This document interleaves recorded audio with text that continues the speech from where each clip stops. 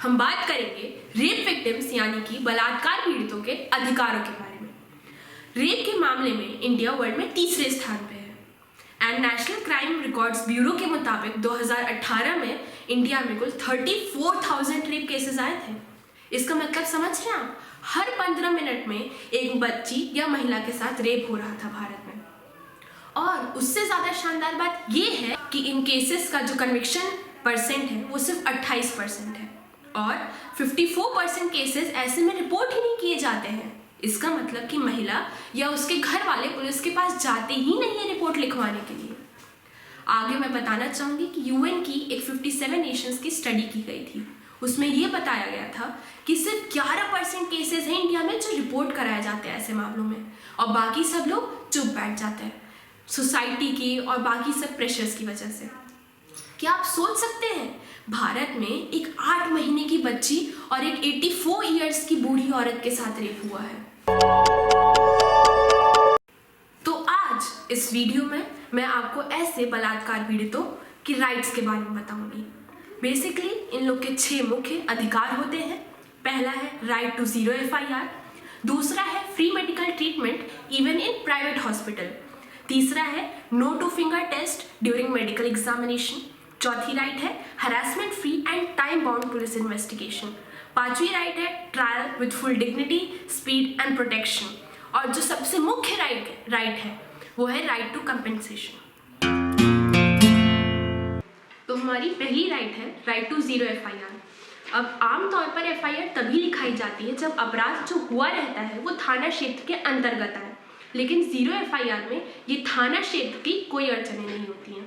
इसको मैं एक एग्जाम्पल के साथ समझाती हूँ कि जैसे कि एक लड़की कानपुर में रहती है, वो लखनऊ में अपने रिलेटिव्स के यहाँ जाती है और उसके यहाँ कुछ बुरा उसके साथ हो जाता है, उसका कोई रेप कर देता है, उसका सगा संबंधी, और वहाँ पे वो चुप रह जाती है। वो वापस कानपुर आती है और वो फिर उसको लगता है कि नहीं, मुझे इस मामले में FIR लिखानी चाहिए, तो अब वो कानपुर में भी FIR लिखा सकती है और फिर वो जो थाना होगा वो लखनऊ के थाने में वो FIR ट्रांसफ़र कर देगा।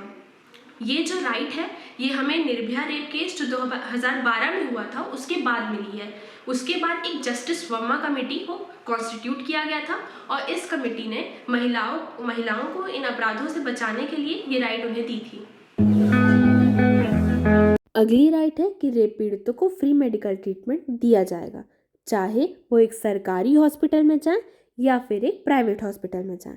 सेक्शन 357 ऑफ CRPC कहता है कि अगर एक रेप पीड़िता एक अस्पताल में आती है तो तुरंत वहाँ के डॉक्टर्स को उसे मेडिकल ट्रीटमेंट देना होगा और उससे कोई भी पैसा वो इसके लिए नहीं मांग सकते हैं।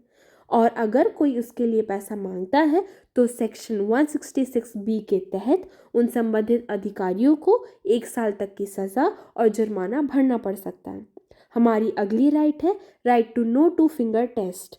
ठीक है, तो ये राइट आई कहाँ से? ये right Lillu alias Rajesh and another versus state of Haryana में दी गई थी और इसमें ये कहा गया था कि जो 2 फिंगर टेस्ट होता है वो नहीं किया जाएगा एक रेप पीड़िता के ऊपर, क्योंकि ये उसकी right to privacy, physical and mental integrity और डिग्निटी में हस्तक्षेप करता है इससे।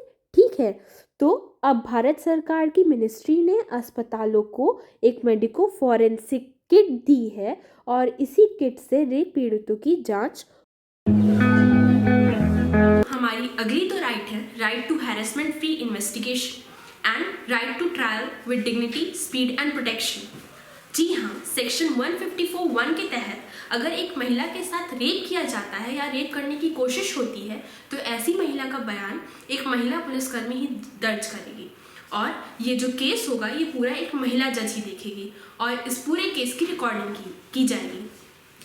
ऐसे मामलों में महिला के पास ये अधिकार भी होता है कि वो अपने बयानों और दलीलों को खर्च से रिकॉर्ड करके भिजवा सके। यहाँ पे जो महिला यानी कि पीड़िता रहती है और जो आरोपी रहते हैं उनकी जानकारी जो है गुप्त रखी जाती है। साथ ही सेक्शन 3091 के तहत ये कहा जाता है या फिर ये निर्देश दिया गया है कि चार्जशीट फाइल होने से 2 महीने के अंदर ही ये पूरा केस खत्म कर दिया जाएगा और इसका जजमेंट दे दिया जाएगा, जिससे महिला को जल्द से जल्द न्याय मिल सके। हमारी अगली और सबसे मुख्य राइट है right to compensation of victims.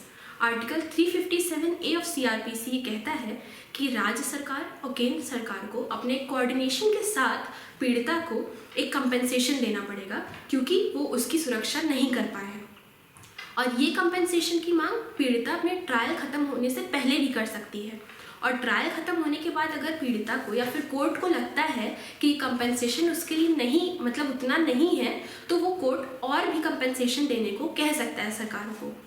और ऐसे केसेस जहाँ पे पीड़िता का पता है लेकिन अपराधी का पता नहीं है और मुकदमा भी नहीं लड़ा जा रहा है, तो यहाँ पे पीड़िता या फिर उसके परिवार वाले डिस्ट्रिक्ट लीगल सर्विसेज अथॉरिटी या स्टेट लीगल सर्विसेज अथॉरिटी को एक एप्लीकेशन लिखें और ये जो अथॉरिटीज़ हैं ये इस एप्लीकेशन की जांच करेंगी और 2 महीने के अंदर में वो पीड़िता को कंपनसेशन प्रदान करेंगी अगर ये सच होता है तो। अंत में मैं ये कहना चाहूँगी कि पीड़िता को उसके कानूनों की जानकारी होना महत्वपूर्ण है, लेकिन उससे भी ज़्यादा महत्वपूर्ण है हमें ये महसूस करना कि यह अपराध एक महिला या फिर एक व्यक्ति के जीवन पर कितनी नकारात्मक छाप छोड़ देता है। हम एक साक्षर समाज की ओर बढ़ रहे हैं जहां हमसे उम्मीद की जाती है कि हम गरिमा बनाए रखें तथा अपने नैतिक मूल्यों का पालन करें, लेकिन यह अपराध हमारे समाज, न केवल समाज बल्कि इस देश को भी बहुत ही अंधेरे भविष्य की ओर ढकेल रहा है। सरकार की ही जिम्मेदारी नहीं होती कानून व्यवस्था को सही रखना, ये हमारी भी जिम्मेदारी होती है। ये हमारी भी जिम्मेदारी होती है कि हम एक ऐसा समाज विकसित करें जहां हर लड़की और लड़का सुरक्षित महसूस करें। धन्यवाद।